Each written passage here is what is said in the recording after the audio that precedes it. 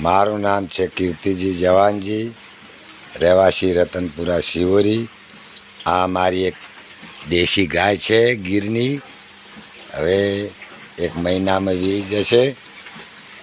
તો ગાય આધારિત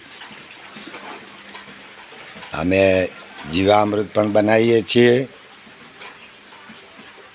તો ગાય આધારિત ખેતીમાં અમે અમારા ખેતરમાં હળદરનું વાવેતર કરેલો છે।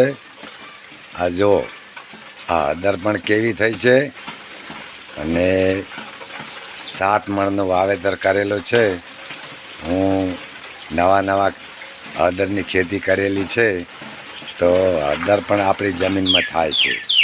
તો પરંપરાગત ખેતી છોડીને કોક નવું કરીએ એવી સૌને મારી પ્રાર્થના। જય જવાન જય કિસાન। આપણે કન્વરજી તો બની શકે એમ નથી, પણ આપણી ગાય આધારિત ખેતી ભૂલી ગયા છે। માટે પોતપોતાના માટે પણ શાકભાજી ઓર્ગેનિક કરવું જોઈએ। આવનારા દિવસોમાં ઘણા બધા રોગોનું કારણ છે પેસ્ટિસાઇડ દવા અને યુરિયા ખાતર તથા DAP ખાતર। માટે આ જો આ અમારી દેશી ગાયની રેડલી છે।